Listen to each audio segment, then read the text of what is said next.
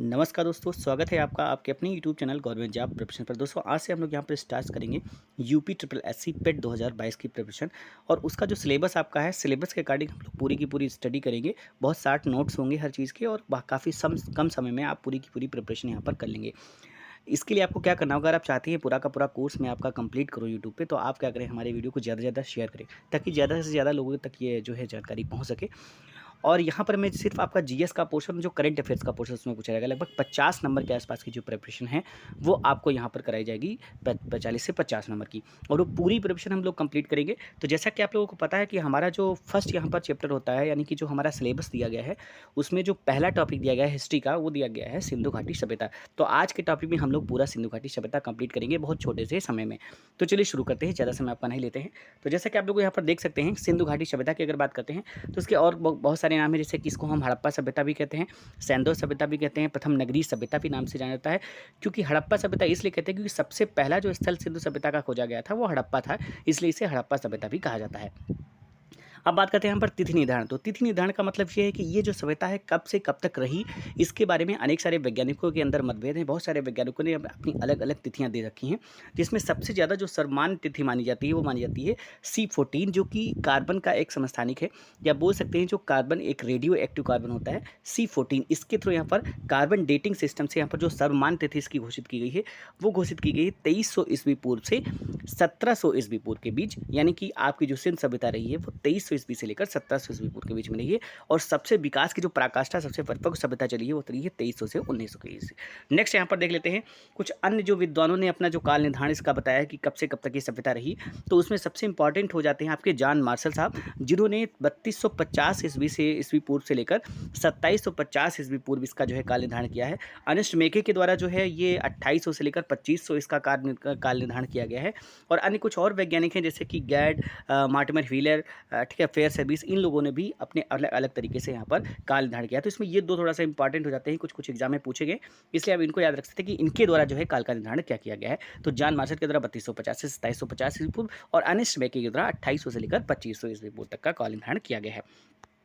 Next सबसे important हो जाता है कि कौन सा किधर का जो है यहाँ पर सबसे ज़्यादा आपका इम्पॉर्टेंट हो जाता है। तो ये आपको यहाँ पर ध्यान रखना है, कौन सा जो है उत्तरी छोर है, कौन सा दक्षिणी छोर होगा, और कौन सा ये सारे आपको यहाँ पर याद रखना है। तो दोस्तों यहाँ पर आपको मैं बता देता हूँ कि जो इसका सबसे पश्चिमी सिरा है जो वो है आपका सुकांगीडोर, जो कि बलूचिस्तान में पड़ता है। सबसे उत्तरी सिरा जो सिंधु या सबसे उत्तरी जो विस्तार है सिंधु घाटी सभ्यता का, वो है आलमगीरपुर, जो कि आपका पश्चिमी उत्तर प्रदेश में पड़ता है, मेरठ के आसपास। तो आलमगीरपुर हो जाता है आपका। नेक्स्ट आपका जो, अगर आप बात करते हैं दक्षिणी विस्तार की, तो जो सबसे दक्षिणी विस्तार है वो दैमाबाद महाराष्ट्र तक का इसका दक्षिणी विस्तार है। उत्तरी विस्तार आपको यहाँ पर कमेंट बॉक्स में हमें नीचे बताना है, ठीक है। नेक्स्ट देख लेते हैं आपकी सिंधु सभ्यता का जो आकार है वो किस तरीके का है। तो इसका जो आकार है वो त्रिभुजाकार है, यानी कि एक तरीके से ऐसे कुछ त्रिभुजाकार इस तरीके से आकार भी सिंधु घाटी सभ्यता के जो स्थल पाए गए हैं यहाँ तक फैले हुए हैं, इस तरह से त्रिभुजाकार आकार है इसका, ठीक है। नेक्स्ट दे लेते हैं हड़प्पा सभ्यता की जो खोज है ये आपकी 1921 में दयाराम साहनी की तरह की गई थी, और उस समय जो पुरातत्व विभाग के महानिदेशक थे वो थे सर जॉन मार्शल, ठीक है। प्रमुख स्थल की अगर बात करते हैं तो सबसे पहला रहता है हड़प्पा। तो ठीक है, हड़प्पा जो है इसकी जो खोज है ये 1921 में, आपको याद रखना है खोज किसने की थी, 1921 में की गई थी। खोजकर्ता कौन थे, दयाराम साहनी, ठीक है। अब यहाँ पर बात करते हैं, अगर स्थान की बात करते हैं तो यहाँ पर ये पंजाब पाकिस्तान में है, यानी कि इसका जो स्थान है इस समय कहाँ पर है, तो ये पंजाब जो पाकिस्तान वाला पंजाब पड़ता है उसमें है। किस नदी के तट पर स्थित है, तो नदी जो है आपका रावी नदी हो जाती है यहाँ पर। यहाँ पर दोस्तों अगर हम बात करते हैं तो यहाँ पर जो सभ्यता थी, यानी कि एक तरीके से जो यहाँ पर हड़प्पा सभ्यता में जो भी नगर पाए जाते थे तो वो दो भागों में विभाजित हुआ करते थे। एक आपका हुआ था पूर्वी दुर्ग या पूर्वी टीला होता था, और एक होता था पश्चिमी टीला, जिसे दुर्ग कहा जाता था। पश्चिमी टीले को क्या कहा जाता था, दुर्ग कहा जाता था, और पूर्वी टीले को नगर टीला कहा जाता था। नगर टीले में जो आम जनता निवास करती थी, और पश्चिमी टीला यानी कि जो दुर्ग किला होता था या दुर्ग टीला जो होता था उसमें जो है संभ्रांत लोगों का वास वहाँ पर होता था। और वो जो दुर्ग टीला होता था वो चारों तरफ से रक्षा प्राचीर से घिरा हुआ होता था, यानी बाहरी जो आक्रमण ना हो सके, इसलिए जो दुर्ग टीला होता था यानी कि जो पश्चिमी टीला होता था वो रक्षा प्राचीर से घिरा हुआ करता था। जिसमें आपका अगर हम बात करें यहाँ पर, अगर हड़प्पा की बात करते हैं तो माउंट एबी, जो कि एक दुर्ग किला था, एक तरीके से इसका नाम दिया था किसे, मार्टिमर व्हीलर ने बताया था माउंट एबी, जो कि एक दुर्ग किला है, उसका नाम उन्होंने दिया था, उसकी खोज की थी उन्होंने, ठीक है। नेक्स्ट आप बताते हैं स्टुअर्ट पिगट, ये भी इंपॉर्टेंट पॉइंट है यहाँ पर आपको ध्यान रखना है। स्टुअर्ट पिगट ने हड़प्पा को औद्योगिक नगर कहा है, तो ये बहुत इंपॉर्टेंट है। कि जो औद्योगिक नगर किसे कहा गया है स्टुअर्ट पिगट के द्वारा। तो यहाँ पर बहुत कन्फ्यूजन हो जाता है, आप ज़्यादातर लोग लोथल या धौलावीरा इस तरीके से में कन्फ्यूज होते हैं। तो यहाँ पर जो आपका होगा वो स्टुअर्ट पिगट ने औद्योगिक नगर किसे कहा है, तो हड़प्पा को औद्योगिक नगर कहा है। ठीक है, नेक्स्ट आगे बढ़ते हैं। नेक्स्ट देखते हैं हड़प्पा से प्राप्त अगर अवशेष देखते हैं तो ये बहुत इंपॉर्टेंट है आपका कब्रिस्तान, जिसकी R37 समाधि जो मिली है कब्रिस्तान से, ये इंपॉर्टेंट है। अन्नागार यहाँ से मिला है, गर्भ से निकलता हुआ पौधा, बर्तन पर मछुआरे का चित्र, शंख का बना बैल, ठीक है, स्त्री के गर्भ से निकला पौधा, ये बहुत इंपॉर्टेंट है। स्वास्तिक और चक्र, सीपी का पैमाना, ईंटों का बना वृत्ताकार चबूतरा, ये सारे की सारी जो है इसके अवशेष जो कि यहाँ पर हड़प्पा सभ्यता से प्राप्त, या हड़प्पा सभ्यता नहीं, ये हड़प्पा स्थल से प्राप्त हुए हैं। ठीक है, नेक्स्ट आपका जाता है मोहनजोदड़ो, जो सबसे इंपॉर्टेंट है, सेकंड सबसे इंपॉर्टेंट जो स्थल है मोहनजोदड़ो। इसका शाब्दिक अर्थ जो होता है मोहनजोदड़ो का होता है मृतकों का टीला, और इसकी जो खोज है 1922 में की गई थी। किसके द्वारा? खोजकर्ता इसके थे राखलदास बनर्जी। स्थान कहाँ पर है? तो ये लरकाना जिला पाकिस्तान में है स्थित है, और ये किस नदी पर है? तो सिंधु नदी पर है। अवशेष में से कौन कौन से मिले हैं? तो बृहद स्नानागार, मातृ देवी की मूर्ति, कांसे की नर्तकी, सूती कपड़ा, गीली मिट्टी के दिए, ठीक है, मिट्टी का तराजू, सबसे बड़ी ईंट और मुद्रा पर अंकित पशुपति, ये इसके जो हैं अवशेष हैं। तो ये सारे याद रखने हैं आपको, इसमें से पूछ लिया जाता है। नेक्स्ट आपका जाता है चनूदड़ो। तो जो चनूदड़ो है ये आपका यहाँ पर सबसे इंपॉर्टेंट इसमें ये रहा कि जैसे कि मैंने बताया था कि दो तरीके से डिवाइड होता था, एक होता था पश्चिमी टीला और दूसरा होता था नगर टीला, जिसे पूर्वी टीला बोलते थे। और पश्चिमी टीला आपका दुर्गीकृत हुआ करता था, लेकिन जो चनूदड़ो स्थल है यहाँ से कोई भी टीला दुर्गीकृत नहीं मिला है, यानी कि दुर्ग नहीं मिला है। इस तरीके से यहाँ पर बोल सकते हैं। इसकी जो खोज है वो की गई थी 1934 में। खोजकर्ता इसके थे एन गोपाल मजूमदार, ठीक है, और एनजी मजूमदार इसको बोल सकते हैं। और उसके बाद यहाँ पर उत्खनन जो कराया गया था इसका, वो कराया गया था अर्नेस्ट मैके के द्वारा। तो ये ध्यान रखना है, खोजकर्ता ज़्यादा इंपॉर्टेंट रहता है। तो खोजकर्ता हो जाता है एमसी मजूमदार, और उत्खनन जो कराया गया था वो कराया गया था अर्नेस्ट मैके के द्वारा। और ये किस नदी पर? चनूदड़ो सिंधु नदी पर स्थित है, ये ध्यान रखना है। इससे अवशेष देख लेते हैं। सूकर झाकर संस्कृति, ये बहुत इंपॉर्टेंट है इसका, जो कहाँ से सूकर झाकर संस्कृति के अवशेष मिले हैं, तो ये चनूदड़ो से मिले हैं।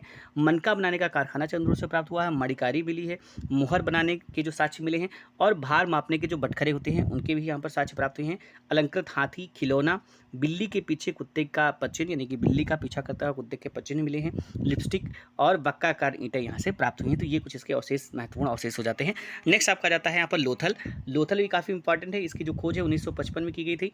ठीक है, यहाँ पर नगर दुर्ग एक ही प्राचीर में, यानी एक तरीके से यहाँ पर बोल सकते हैं कि जो हमारा नगर दुर्ग और जो आपका जिसे नगर दुर्ग बोला गया था और जिसे पश्चिमी दुर्ग बोला गया था, तो वो जो है, या बोल सकते थे जो पूर्वी दुर्ग और पश्चिमी दुर्ग, उन दोनों दुर्ग को रक्षा प्राचीर से घेरा गया है इसमें लोथल में। तो ये बहुत इंपॉर्टेंट यहाँ पर ध्यान रखना है। वैसे ज़्यादातर क्या होता था कि दुर्ग किला, यानी कि जो पश्चिमी किला होता था उसे रक्षा प्राचीर से घेरा जाता था, लेकिन इसमें दोनों के दोनों किलों को रक्षा प्राचीर से यहाँ पर घेरा गया है। नेक्स्ट आपका देख सकते हैं कि और एक ही रक्षा प्राचीर से दोनों के दोनों किलों को यहाँ पर घेरा गया है। नेक्स्ट आपका जाता है कि नदी जो है किस नदी पर है, तो ये बहुत इंपॉर्टेंट पूछा गया है कई बार एग्जाम में। भोगवा नदी पर स्थित है। स्थान इसका रहा है सागर तट, जो कि गुजरात के आसपास का जो सागर तट है वहाँ से ये मिला है। अवशेष इसके क्या हो सकते हैं? डाकयार्ड, जहाँ पर जो आपके शिप्स यहाँ पर आते हैं। उसके बाद बाजरे का साक्ष्य यहाँ पर मिला है। फारस की मोहर यहाँ पर मिली है। घोड़े की लघु मूर्ति मिली है। 3 युगल यहाँ पर समाधियाँ मिली। तो ध्यान रखना है आपको, डाकयार्ड यानी एक तरीके से लोथल जो है बंदरगाह के तरीके से यूज किया जाता था, इसलिए वहाँ पर डाकयार्ड होना जरूरी ही है। ठीक है, फारस की मोहर इसलिए वहाँ पर हम याद रख सकते हैं क्योंकि चूँकि जब बंदरगाह था तो वहाँ पर अन्य देशों से भी इसका जो है संबंध था, जिसकी वजह से वहाँ पर अन्य देशों से संबंधित यहाँ पर मोहरें प्राप्त हुई हैं। ठीक है, नेक्स्ट आ जाते हैं हमारा कालीबंगा। तो कालीबंगा बहुत इंपॉर्टेंट है यहाँ पर। ये देखिए इसके दोनों के दोनों, यानी नगर किला और ये जो आप बोल सकते हैं नगर दुर्ग, यानी कि एक बोल सकते हैं जो नगर दुर्ग था और जो आपका पश्चिमी दुर्ग जो हुआ करता था, ठीक है, वो दोनों के दोनों यहाँ पर रक्षा प्राचीर से घिरे हुए हैं। तो ये इसमें मिला है कालीबंगा में। नेक्स्ट यहाँ पर इसकी खोज जो है वो 1961 में हुई थी। खोजकर्ता इसके थे अमलानंद घोष। उत्खनन इसका किया था बीबी लाल और बीके थापर ने इसका उत्खनन किया है। स्थान ये जो गंगा किनारे राजस्थान में, गंगानगर राजस्थान में इसका स्थान है। ठीक है, और नदी जो है ये घग्गर नदी के ऊपर स्थित है। अब इससे कौन कौन से अवशेष मिले? तो इससे उसमें अलंकृत ईंटों के साक्ष्य मिले हैं, जुते हुए खेत मिले हैं, गुजरे खेत के साक्ष्य, कच्ची मिट्टी पर भवन निर्माण के साक्ष्य मिले, कच्ची मिट्टी के भवन निर्माण के साक्ष्य, आयताकार अग्निवेदिकाएं प्राप्त हुई हैं, सिलबट्टा, सूती कपड़े पर छाप, प्रतीकात्मक समाधियाँ और अंत्योष्टि की तीनों विधियाँ, पूर्ण, आंशिक और दाह संस्कार। तो ये सारी की सारी जो अवशेष यहाँ पर देखने को मिले हैं किससे? चनूदड़ो से। ठीक है, सॉरी ये चंद्रद्रोण बोले कालीबंगा से। नेक्स्ट आ जाता है राखीगढ़ी, ये बहुत इंपॉर्टेंट है। खोज इसकी 1969 में हुई थी और खोजकर्ता थे सूरजभान। ठीक है, नदी कहाँ है? ये तो घग्गर नदी पर राखीगढ़ी स्थित है। और स्थान कहाँ पर इसका? हरियाणा में है। भारत का सबसे बड़ा सैंधव स्थल, तो ये बहुत इंपॉर्टेंट है, ये पूछा गया एग्जाम में कि भारत का सबसे बड़ा जो सैंधव स्थल वो कौन सा है, तो वो है राखीगढ़ी। यहाँ से क्या मिला? अन्नागार और अच्छा प्राचीर के साक्ष्य यहाँ पर प्राप्त हुए हैं। नेक्स्ट आपका जाता है बनावली, तो बनावली जो है इसकी जो खोज है 1973 में की गई थी। खोज करते थे RS बिस्ट। ठीक है, इसका स्थान कहाँ पर? हरियाणा में है। और यहाँ पर जल निकासी प्रणाली का अभाव। तो देखिए जितने भी आपके जो हड़प्पा सभ्यता से संबंधित जो भी नगर प्राप्त हुई उसमें जल निकासी की व्यवस्था जो बहुत अच्छी थी, लेकिन यहाँ पर जो बनावली है यहाँ पर जल निकासी प्रणाली का अभाव देखने को मिलता है। और अगर अवशेष की बात करें तो यहाँ पर हल की आकृति के साक्ष्य मिले हैं, जो जौ के साक्ष्य, जो नहीं जौ के साक्ष्य मिले हैं, और तांबे के बाणाग्र यानी बाणों के जो आगे का हिस्सा होता है उसके यहाँ पर साक्ष्य प्राप्त हुए हैं। नेक्स्ट आ जाता है आगे आ जाता है नेक्स्ट आ जाता है धौलावीरा। तो धौलावीरा की जो खोज है ये 1967 में खोज करता है, इसके थे JV जोशी। और स्थान था कच्छ, गुजरात। और शेष इसके क्या है? नगर 3 भागों में विभाजित था। तो यहाँ पर बहुत इंपॉर्टेंट है, मैंने जैसा कि बताया कि जितने भी हड़प्पा सभ्यता के नगर थे वो 2 भागों में विभाजित थे, एक पश्चिमी किला और एक पूर्वी किला। लेकिन यहाँ पर जो धौलावीरा है इसके नगर जो है वो 3 भागों में विभाजित थे, ऐसे यहाँ पर साक्ष्य मिले। तो किस में मिले? धौलावीरा में। और शेष अगर बात करें तो स्टेडियम, जल संरक्षण तकनीक यहाँ से प्राप्त हुई है। सिंधु लिपि के 10 बड़े चिन्ह यहाँ से भी प्राप्त हुए, तो ये भी ध्यान रखना है। नेक्स्ट आता है आपका आलमगीरपुर, ये बहुत इंपॉर्टेंट होता है अगर आप यूपी की एग्जाम की तैयारी करें, क्योंकि यूपी में पाया जाता है। तो आलमगीरपुर जो है इसकी खोज करता है यज्ञदत्त शर्मा। स्थान इसका मेरठ। और ये कहाँ पर, किस नदी पर स्थित है? तो हिंडन नदी के आसपास का एरिया जो है। अवशेष मिले गिलहरी, मोर, नदभांड के साथ, ये सारे के सारे यहाँ से अवशेष प्राप्त हो जाते हैं। नेक्स्ट आपका जाता है हुलास, ये बहुत इंपॉर्टेंट है। तो हुलास जो है ये स्थान कहाँ पर है? सहारनपुर पड़ता है इसका स्थान। इससे अवशेष मिले हैं मनके, चूड़ियाँ, खिलौना, गाड़ी, ये सारे के सारे साक्ष्य यहाँ पर प्राप्त हुए हैं। कुछ अन्य जानकारी यहाँ पर देख लेते हैं, जैसे कि सड़कें जो हैं वो समकोण पर काटती थी। हड़प्पा सभ्यता में जो सड़कें थी आपस में समकोण पर काटती थी। आंगन, कुआं, रसोई घर, स्नान घर, ये सब लगभग सभी सारी की चीज़ें घरों में पाई जाती थी। यानी जो घर हुआ करते थे उसमें आंगन, कुआं, रसोई घर, स्नान घर, ये सारी चीज़ें पाई जाती थी। सामान्यतः जो मकान है वो पक्की ईंटों के बने हुए थे, जिसमें से लोथल जो है वो अपवाद है, इसमें मकान कच्ची ईंटों के बने हुए थे। नेक्स्ट आपका जाता है जल निकासी जो व्यवस्था थी, अच्छी जल निकासी व्यवस्था वहाँ पर पाई जाती थी। और इससे जो समकालीन सभ्यता, जैसे कि मिस्र, मेसोपोटामिया, इसकी समकालीन सभ्यता थी जो अलग अन्य क्षेत्रों में विकसित हुई, डेवलप हुई। तो ये यहाँ पर जानकारी आपकी इससे संबंधित हो जाती है। और एक चीज़ ध्यान रखना कि यहाँ पर जो घर के जो दरवाजे होते थे, यानी हड़प्पा सभ्यता से जो भी नगर प्राप्त उनके घर होते मेन रोड पर न खुलकर अंदर की तरफ खुला करते थे। ठीक है, ताकि मेन रोड पर जो है सफाई सुविधाएं उपलब्ध रहें। तो ये सारी चीज़ें आपको यहाँ पर ध्यान रखना है। तो इस तरीके से आपका हड़प्पा सभ्यता से संबंधित जहाँ तक मेरा मानना है इससे ज़्यादा कुछ नहीं पूछा जाएगा। तो ये टॉपिक आपका यहाँ पर क्लियर हो जाता है। फिर नेक्स्ट टॉपिक के साथ हम फिर से यहाँ पर आएंगे और अगला टॉपिक हम लोग देखेंगे आपके सिलेबस के अकॉर्डिंग। अगर आपको वीडियो अच्छा लगा है तो इसे जरूर लाइक करें और ज़्यादा से ज़्यादा लोगों के पास शेयर जरूर करें। और मिलते हैं नए वीडियो के साथ, तब तक के लिए थैंक्स फॉर वॉचिंग।